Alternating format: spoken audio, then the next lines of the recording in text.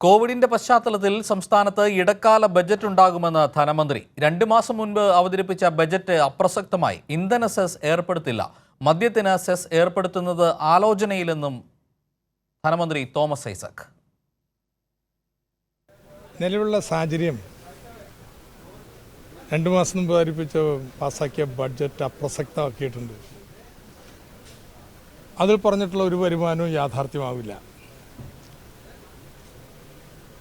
ഈ വർഷം നമ്മുടെ സംസ്ഥാനത്തിൻ്റെ സ്വന്തം വരുമാനത്തിൻ്റെ ഒരു 4/1 കൂടുതൽ ലഭിക്കുന്നതിനുള്ള സാധ്യതകൾ കുറവാണ്. കേന്ദ്രത്തിൽ നിന്ന് എത്ര കിട്ടും എന്നുള്ളത് അനിശ്ചിതമാണ്. പെട്രോളിന് കൂടുതൽ സെസ് ഏർപ്പെടുത്തുന്നതിനെ കുറിച്ചൊന്നും പരിഗണിച്ചിട്ടില്ല.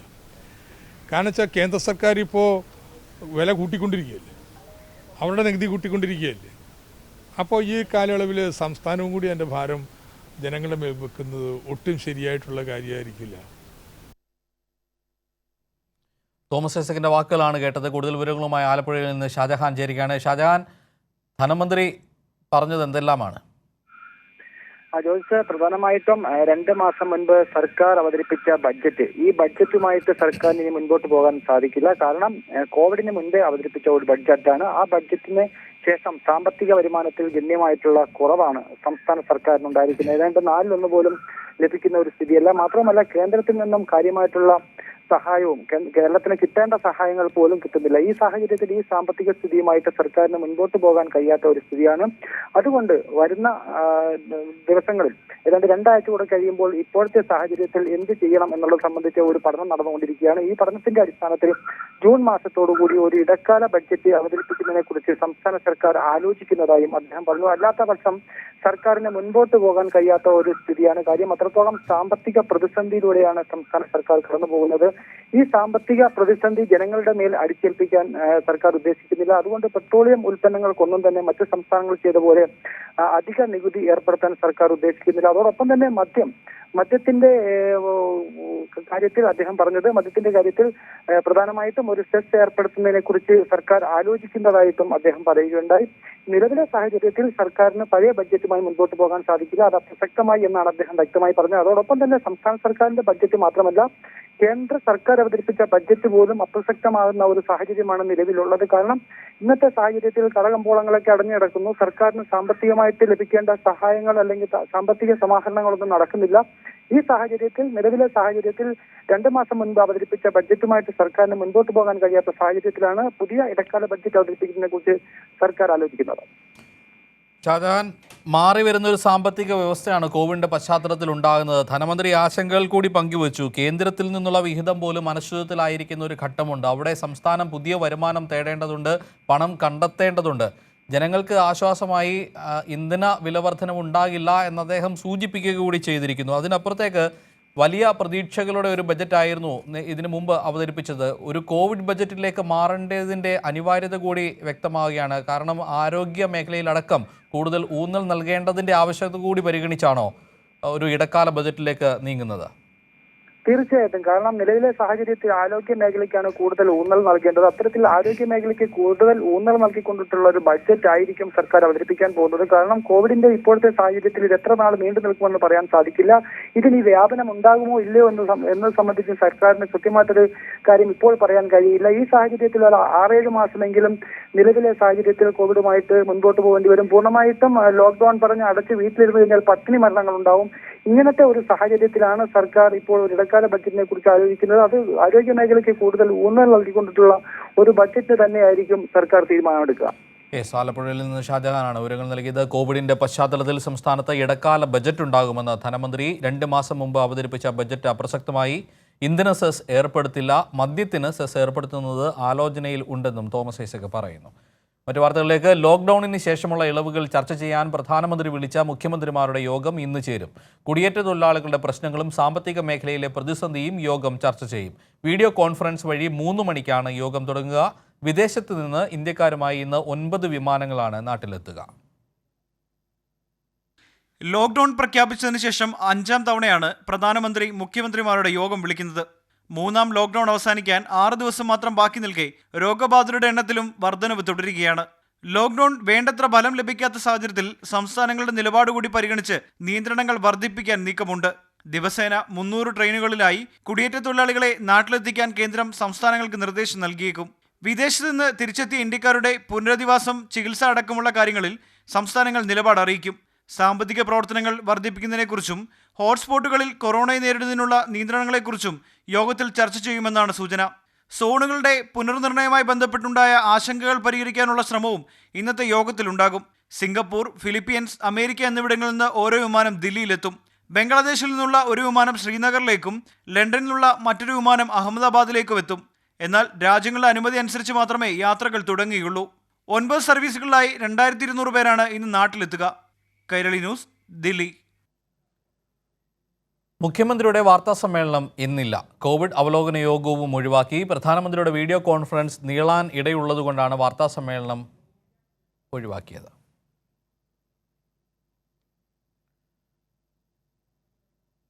ദില്ലിയിൽ നിന്നും തിരുവനന്തപുരത്തേക്കുള്ള സ്പെഷ്യൽ ട്രെയിൻ ബുധനാഴ്ച ഓടിത്തുടങ്ങും. 18 സ്റ്റോപ്പുകൾ, ആഴ്ചയിൽ 3 സർവീസ്. കൊങ്കൺ വഴി രാജധാനി ട്രെയിൻ മാത്രമാണ് ആദ്യഘട്ടത്തിൽ ഓടിക്കുക. ഇതിന് പുറമെയാണ് വെള്ളിയാഴ്ച ശ്രമിക് ട്രെയിനും തിരുവനന്തപുരത്തേക്ക് ദില്ലിയിൽ നിന്നും പുറപ്പെടും. ഇന്ന് വൈകുന്നേരം 4 മണിക്ക് റെയിൽവേ വെബ്സൈറ്റ് വഴി ടിക്കറ്റ് ബുക്കിംഗ് ആരംഭിക്കും. രാജധാനി ടിക്കറ്റ് റേറ്റ് ഈടാക്കും. 15-ാം തീയതിയോടെ രാജ്യത്ത് വിമാന ആഭ്യന്തര സർവീസുകൾ ആരംഭിക്കാനും വ്യോമയാന മന്ത്രാലയത്തിന്റെ നടപടികൾ ആരംഭിച്ചു. ശ്രമിക് ട്രെയിൻ, റെയിൽവേയുടെ സ്പെഷ്യൽ ട്രെയിൻ തുടങ്ങി 3 ട്രെയിനുകളാണ് ഈ ആഴ്ച ദില്ലിയിൽ നിന്നും തിരുവനന്തപുരത്തേക്ക് പുറപ്പെടുന്നത്. സംസ്ഥാന സർക്കാരിന്റെ ആവശ്യപ്രകാരം റെയിൽവേ അനുവദിച്ച ശ്രമിക് ട്രെയിൻ വെള്ളിയാഴ്ച സർവീസ് നടത്തും. ഇതിലെ യാത്രക്കാരുടെ അന്തിമ ലിസ്റ്റ് ദില്ലി കേരള ഹൗസിൽ നോർക്കയുടെ നേതൃത്വത്തിൽ തയ്യാറാകുന്നു. നാട്ടിലേക്ക് പോകാൻ രജിസ്റ്റർ ചെയ്തവരിൽ നിന്നും മുൻഗണനാക്രമം അനുസരിച്ചാണ് യാത്രക്കാരുടെ ലിസ്റ്റ് തയ്യാറാക്കുന്നത്. ഇതുകൂടാതെ ദില്ലിയിൽ നിന്നും 15 നഗരങ്ങളിലേക്കുള്ള ട്രെയിനുകളുടെ ബുക്കിംഗ് വൈകുന്നേരം 4 മണിക്ക് ആരംഭിക്കും. സ്റ്റേഷനുകളിലെ ബുക്കിംഗ് കൗണ്ടറുകൾ വഴി ടിക്കറ്റ് ലഭിക്കില്ല. കേരളത്തിലേക്ക് ആഴ്ചയിൽ 3 ട്രെയിൻ. ബുധനാഴ്ച ആദ്യ ട്രെയിൻ തിരുവനന്തപുരത്തേക്ക് പുറപ്പെടും. കൊങ്കൺ വഴി രാജധാനി ട്രെയിനാണ് റെയിൽവേ അനുവദിച്ചിരിക്കുന്നത്. AC കോച്ചുകൾ മാത്രമേ ഉണ്ടാകൂ. സ്ലീപ്പർ കോച്ച്, ജനറൽ കോച്ച് എന്നിവയൊന്നും 15 ട്രെയിനിലും ഉണ്ടാകില്ല. രാജധാനി ട്രെയിനിന്റെ നിരക്ക് നൽകേണ്ടി വരും. തിരുവനന്തപുരത്തേക്കുള്ള ട്രെയിനിന് 18 സ്റ്റോപ്പാണ് ആകെയുള്ളത്. കേരളത്തിൽ കാസർഗോഡ്, കണ്ണൂർ, കോഴിക്കോട്, ഷൊർണൂർ ജംഗ്ഷൻ, തൃശൂർ, എറണാകുളം ജംഗ്ഷൻ, ആലപ്പി, കൊല്ലം എന്നീ സ്റ്റേഷനുകളിൽ ട്രെയിൻ നിർത്തും. തിരുവനന്തപുരത്തു നിന്നും ദില്ലിയിലേക്ക് വെള്ളിയാഴ്ച ട്രെയിൻ ഓടും. യാത്രക്കാരെല്ലാം മുഖാവരണം ധരിക്കണമെന്ന് റെയിൽവേ നിഷ്കർഷിക്കുന്നു. യാത്രയ്ക്ക് മുമ്പ് എല്ലാവരെയും ശരീരോഷ്മാവ് പരിശോധനയ്ക്ക് വിധേയമാക്കും. കോവിഡ് രോഗലക്ഷണങ്ങളുണ്ടെങ്കിൽ യാത്ര അനുവദിക്കില്ലെന്നും റെയിൽവേ പുറത്തിറക്കിയ മാർഗനിർദ്ദേശത്തിൽ പറയുന്നു. കൈരളി ന്യൂസ്, ദില്ലി. ദോഹയിൽ നിന്ന് തിരുവനന്തപുരത്തേക്കുള്ള വിമാനം റദ്ദാക്കിയത് കേന്ദ്ര സർക്കാരിന്റെ പിഴവുകൾ മൂലം. സൗജന്യ യാത്രയെന്ന് പറഞ്ഞ് കേന്ദ്രം ഖത്തറിനെ തെറ്റിദ്ധരിപ്പിച്ചു.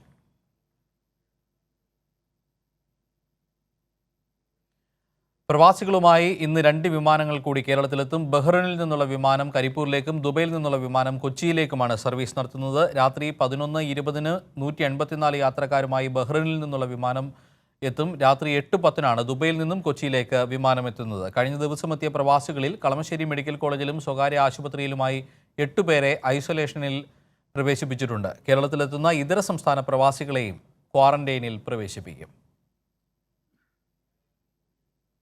രാജ്യത്ത് കോവിഡ് ബാധിതരുടെ എണ്ണത്തിൽ വൻ വർധനവ്. 24 മണിക്കൂറിനിടെ 4213 പേർക്ക് രോഗം ബാധിച്ചു. 97 പേർ മരിച്ചു. മഹാരാഷ്ട്രയിൽ മാത്രം മരിച്ചത് 832 ആളുകളാണ്. ഇതര സംസ്ഥാനങ്ങളിൽ നിന്ന് വരുന്നവർക്ക് 14 ദിവസം ഹോം ക്വാറന്റൈൻ നിർബന്ധമാക്കി കേന്ദ്ര സർക്കാർ പുതിയ മാർഗരേഖയും പുറത്തിറക്കി. ജോയിസ് ചേരുകയാണ്. ജോയിസ്, മരണനിരക്ക് ഉയരുന്നു, രോഗികളുടെ എണ്ണവും കൂടുകയാണ്. ഏറ്റവും പുതിയ കണക്കുകൾ എന്താണ്? ലോക്ക്ഡൗൺ നീളാനുള്ള സാധ്യതകളുമുണ്ടോ?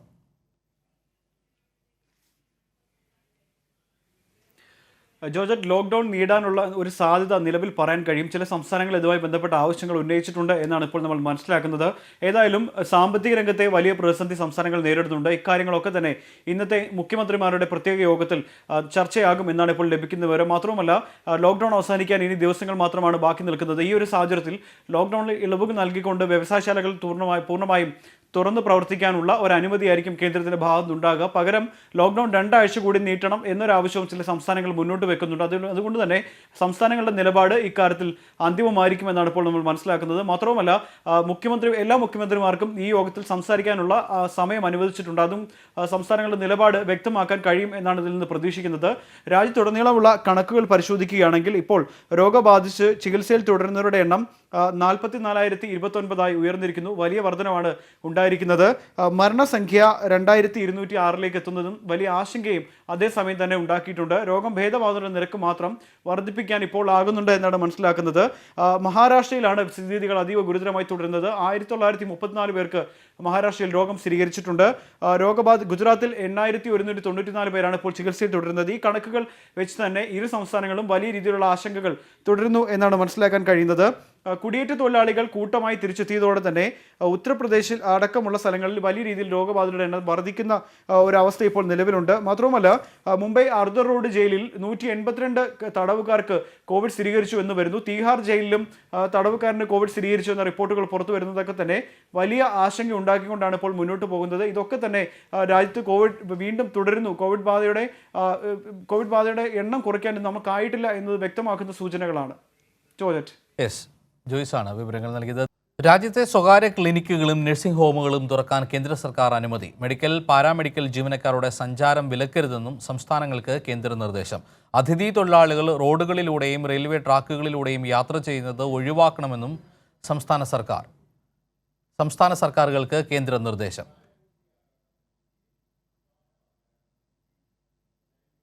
കോവിഡ് പ്രതിരോധ പ്രവർത്തനങ്ങൾ വിലയിരുത്തുന്നതിന് കേന്ദ്ര ക്യാബിനറ്റ് സെക്രട്ടറി രാജീവ് ഗൌബ സംസ്ഥാനങ്ങൾ, കേന്ദ്രഭരണ പ്രദേശങ്ങൾ എന്നിവിടങ്ങളിലെ ചീഫ് സെക്രട്ടറിമാരുമായും ആരോഗ്യവകുപ്പ് സെക്രട്ടറിമാരുമായും ഇന്നലെ വീഡിയോ കോൺഫറൻസിംഗ് നടത്തിയിരുന്നു. ഇതിന്റെ ഭാഗമായാണ് സംസ്ഥാനങ്ങൾക്ക് കേന്ദ്ര സർക്കാർ പുതിയ മാർഗനിർദ്ദേശങ്ങൾ നൽകിയത്. ഇത് പ്രകാരം സ്വകാര്യ ക്ലിനിക്കുകളും നഴ്സിംഗ് ഹോമുകളും തുറന്നു പ്രവർത്തിക്കാം. ആശുപത്രികളിലെ തിരക്ക് കുറയ്ക്കാൻ സ്വകാര്യ ക്ലിനിക്കുകളും നഴ്സിംഗ് ഹോമുകളും സഹായകമാണ്. അതിനാൽ ഇവ തുറന്നു പ്രവർത്തിക്കുന്നതിൽ തടസ്സങ്ങൾ ഉണ്ടാകരുതെന്ന് കേന്ദ്രം നിർദ്ദേശിച്ചു. മെഡിക്കൽ, പാരാമെഡിക്കൽ ജീവനക്കാർ, നഴ്സുമാർ, ശുചീകരണ തൊഴിലാളികൾ തുടങ്ങിയവരുടെ സഞ്ചാരം വിലക്കരുതെന്നും നിർദ്ദേശമുണ്ട്. അന്തർ സംസ്ഥാന യാത്രകൾക്കും ഇത് ബാധകമാണ്. നിർദ്ദേശങ്ങൾ പാലിക്കണമെന്ന് കാണിച്ച് കേന്ദ്ര ആഭ്യന്തര സെക്രട്ടറി അജയ് ഭല്ല ചീഫ് സെക്രട്ടറിമാർക്ക് കത്തയച്ചു. ഇതുകൂടാതെ അതിഥി തൊഴിലാളികൾ റോഡുകളിലൂടെയും റെയിൽവേ ട്രാക്കുകളിലൂടെയും സ്വന്തം നാടുകളിലേക്ക് പോകുന്ന സ്ഥിതി ഉണ്ടാകരുതെന്ന് കാണിച്ച് സംസ്ഥാനങ്ങൾക്ക് മറ്റൊരു കത്തും അയച്ചിട്ടുണ്ട്.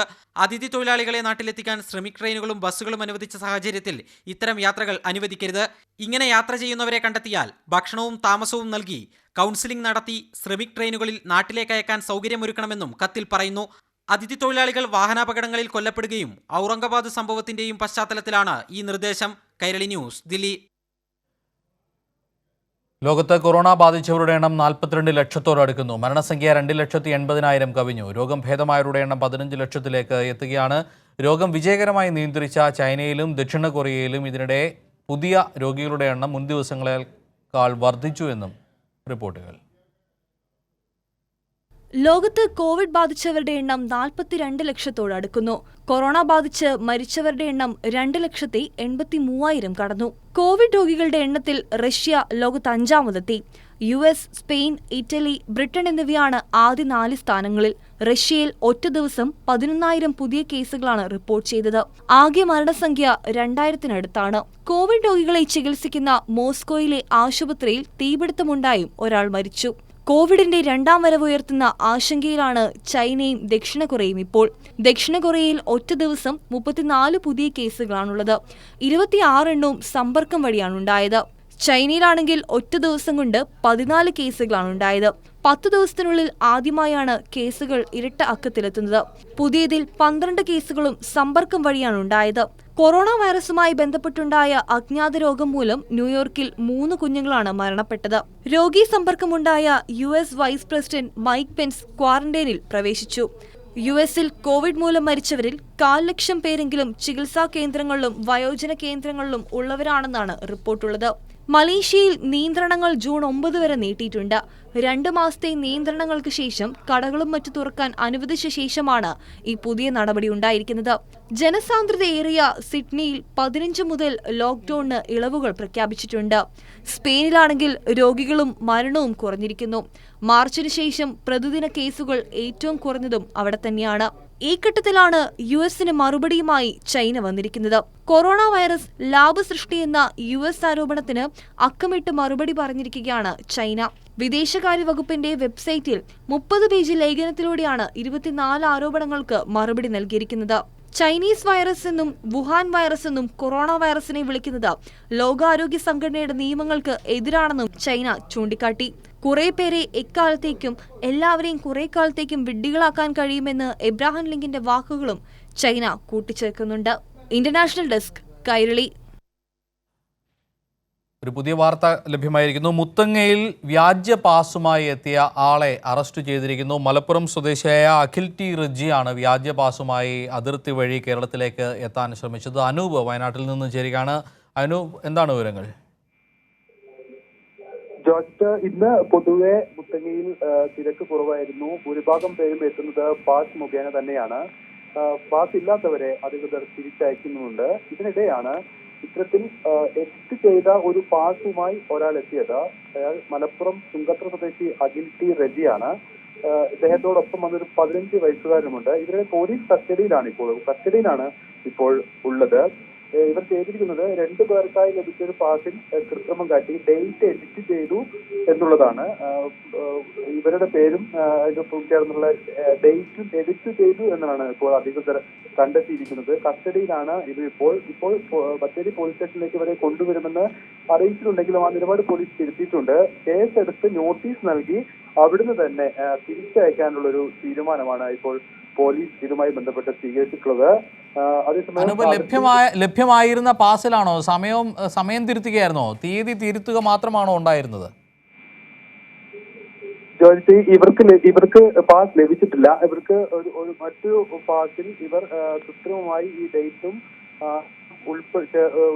ചേർക്കുകയായിരുന്നു എന്നുള്ളതാണ് നമുക്ക് പോലീസിന് ലഭിക്കുന്ന വിവരം. ഈ പാസ് വ്യാജമായി നിർമ്മിച്ചതാണ്. കമ്പ്യൂട്ടറിൽ ഈ ഡേറ്റ് ഉൾപ്പെടെ മറ്റു ഒരു പാസിൽ ഡേറ്റ് ഉൾപ്പെടെ എഡിറ്റ് ചെയ്തു എന്നുള്ളതാണ് നമുക്ക് ലഭിക്കുന്ന വിവരം. മുത്തങ്ങയിൽ വ്യാജ പാസുമായി എത്തിയ മലപ്പുറം സ്വദേശിയെ അറസ്റ്റ് ചെയ്തിരിക്കുന്നു. അതിൽ അഖിൽ ടി റിജി എന്ന ആളാണ് ഇപ്പോൾ പോലീസിന്റെ കസ്റ്റഡിയിലുള്ളത്. അനൂപാണ് വിവരങ്ങൾ നൽകിയത്. ജമ്മുകാശ്മീരിൽ അടിയന്തരമായി 4G പുനഃസ്ഥാപിക്കില്ല. 4G പുനഃസ്ഥാപിക്കുന്നത് തീരുമാനിക്കാൻ പ്രത്യേക ഉന്നതാധികാര സമിതി രൂപീകരിക്കണമെന്ന് സുപ്രീം കോടതിയുടെ ഉത്തരവ്. കേന്ദ്ര ആഭ്യന്തര സെക്രട്ടറി സമിതിക്ക് നേതൃത്വം നൽകും. വാർത്താവിതരണ മന്ത്രാലയ സെക്രട്ടറി, ജമ്മുകാശ്മീർ ചീഫ് സെക്രട്ടറി എന്നിവർ സമിതിയിൽ അംഗങ്ങളാകണമെന്നും സുപ്രീം കോടതി. ദേശസുരക്ഷയും മനുഷ്യാവകാശവും ഒരുപോലെ പരിഗണിക്കേണ്ടതുണ്ടെന്ന് ഉത്തരവിൽ കോടതി പറഞ്ഞു. സുരക്ഷാ പ്രശ്നങ്ങൾ ചൂണ്ടിക്കാട്ടി ജമ്മു കാശ്മീരിൽ 2G ആക്കിയിരുന്നു. ഇത് ചോദ്യം ചെയ്തുള്ള ഹർജിയിലാണ് NV രമണ അധ്യക്ഷനായ 3-അംഗ ബെഞ്ചിന്റെ ഉത്തരവ്. ഹർജികൾ സുപ്രീം കോടതി തീർപ്പാക്കി. ആരോഗ്യ സേവനങ്ങളും വിദ്യാഭ്യാസവും നിഷേധിക്കുന്നത് മൗലിക അവകാശ ലംഘനമാണെന്ന് ആരോപിച്ചായിരുന്നു ഹർജികൾ. ദില്ലിയിലെ കുപ്രസിദ്ധമായ ബോയ്സ് ലോക്കർ റൂം വിവാദത്തിൽ നിർണായക വഴിത്തിരിവ്. സ്കൂളിൽ പഠിക്കുന്ന പെൺകുട്ടികളെ ബലാത്സംഗം ചെയ്യണം എന്നതടക്കമുള്ള കാര്യങ്ങൾക്കായി ഇൻസ്റ്റാഗ്രാമിൽ ഒരു ഗ്രൂപ്പ് ഇല്ലെന്ന് ഡൽഹി പോലീസ് നടത്തിയ അന്വേഷണത്തിൽ കണ്ടെത്തി. ഒരു പെൺകുട്ടി ആൺ സുഹൃത്തിന് അയച്ച സന്ദേശമാണ് വിവാദമായതെന്നും ദില്ലി പോലീസ് പറഞ്ഞു. ദില്ലിയിലെ സമ്പന്നരുടെ മക്കൾ പഠിക്കുന്ന വിവിധ സ്കൂളുകളിലെ ആൺകുട്ടികൾക്കായി ഇൻസ്റ്റഗ്രാമിൽ രഹസ്യ ഗ്രൂപ്പ്. പേര് ബോയ്സ് ലോക്കർ റൂം. ചർച്ചാ വിഷയങ്ങൾ സഹപാഠികളായ പെൺകുട്ടികളെ എങ്ങനെ ബലാത്സംഗം ചെയ്യാം, അശ്ലീല ചിത്രങ്ങൾ എങ്ങനെ പകർത്താം, അകമ്പടിയായി മോർഫ് ചെയ്ത ചിത്രങ്ങളും ഗ്രൂപ്പിൽ എത്തിയിരുന്നത്രേ. സിദ്ധാർത്ഥ് എന്ന പേരിലുള്ള ഐഡിയിൽ നിന്നും ഗ്രൂപ്പിനുള്ളിൽ ഒരാൺകുട്ടിക്ക് അശ്ലീല സന്ദേശം പോകുന്നു. ഒപ്പമുള്ള പെൺകുട്ടിയെ പീഡിപ്പിക്കാമെന്ന സന്ദേശം. ഇതിന്റെ സ്ക്രീൻഷോട്ടുകൾ ചോർന്നു കിട്ടിയ ചിലർ ട്വിറ്ററിൽ വിഷയം പങ്കുവച്ചതോടെ സംഭവം വിവാദമായി. കോവിഡിനിടയിലും ബോയ്സ് ലോക്കർ റൂം വിവാദം ദില്ലിയിൽ ആളിക്കത്തി. ദില്ലി കൂട്ടബലാത്സംഗത്തിന്റെ മുറിവുണങ്ങും മുമ്പ് മറ്റൊരു പീഡന വിവാദമായി രക്ഷിതാക്കളുടെ ഉറക്കം കെടുത്തി. സ്കൂൾ വിദ്യാർത്ഥികളുടെ ധാർമ്മികതയെക്കുറിച്ച് ചർച്ചയുയർന്നു. ഹിന്ദി ചലച്ചിത്ര താരങ്ങൾ പ്രതികരണവുമായി രംഗത്തെത്തി. ബോയ്സ് ലോക്കർ റൂം കണ്ടെത്തണമെന്നും വിദ്യാർത്ഥികളെ പിടികൂടി ശിക്ഷിക്കണമെന്നും ആവശ്യമുയർന്നു. CBI അന്വേഷണം ആവശ്യപ്പെട്ട് ദില്ലി ഹൈക്കോടതിയിൽ ഹർജിയുമെത്തി. സമ്മർദ്ദത്തിലായി ദില്ലി പോലീസ് നടത്തിയ അന്വേഷണത്തിലാണ് ബോയ്സ് ലോക്കർ റൂം എന്ന ഇൻസ്റ്റാഗ്രാം ഗ്രൂപ്പിൽ രഹസ്യ ചർച്ച നടന്നിട്ടില്ലെന്ന് കണ്ടെത്തിയിരിക്കുന്നത്. സിദ്ധാർത്ഥ് എന്ന വ്യാജ ഐഡിക്ക് പിന്നിൽ പെൺകുട്ടി. ആ വിദ്യാർത്ഥിനി തന്റെ സഹപാഠിയായ ആൺ സുഹൃത്തിനെ പരീക്ഷിക്കാനയച്ച സന്ദേശത്തിൽ നിന്നാണ് വിവാദത്തിന്റെ തുടക്കം. സഹപാഠിയായ മറ്റൊരു പെൺകുട്ടിയെ പീഡിപ്പിക്കാം എന്ന തരത്തിൽ സുഹൃത്തിന് സന്ദേശമയച്ചു. പക്ഷേ സന്ദേശം ലഭിച്ച ആൺകുട്ടി പ്രതികരിച്ചില്ല. പകരം അതിൻ്റെ സ്ക്രീൻഷോട്ടുകളെല്ലാം സുഹൃത്തുക്കൾക്ക് അയച്ചു നൽകി. അതിലൊരാളാണ് ട്വിറ്ററിൽ പരസ്യപ്പെടുത്തിയെന്നാണ് ദില്ലി പോലീസിന്റെ കണ്ടെത്തൽ. 12ാം ക്ലാസ്സിൽ പഠിക്കുന്ന ആൺകുട്ടിയെ നേരത്തെ അറസ്റ്റ് ചെയ്തിരുന്നു. പെൺകുട്ടിയെയും പോലീസ് പിടികൂടിയിട്ടുണ്ട്. വ്യാജ പ്രൊഫൈൽ ID ഉണ്ടാക്കിയെങ്കിലും പെൺകുട്ടിക്കെതിരെ ഗുരുതരമായ കേസുകൾ എടുത്തിട്ടില്ല. ദില്ലിയിലെ വിദ്യാഭ്യാസ മേഖലയെ മാസങ്ങളായി പിടിച്ചുകുലുക്കിയ വിവാദത്തിനാണ് മാറ്റമുണ്ടായിരിക്കുന്നത്. കൈരളി ന്യൂസ്, ദില്ലി. മറ്റു വാർത്തകളിലേക്ക്. അധ്യാപകർക്ക് ഓൺലൈൻ വഴി പരിശീലനം നൽകാൻ ഒരുങ്ങി വിദ്യാഭ്യാസ വകുപ്പ്. പരിശീലന പരിപാടി ഈ മാസം 14-ന് ആരംഭിക്കും. 1 മുതൽ 7 വരെ ക്ലാസുകളിലെ അധ്യാപകർക്കാണ് ആദ്യഘട്ടത്തിൽ പരിശീലനം നൽകുക.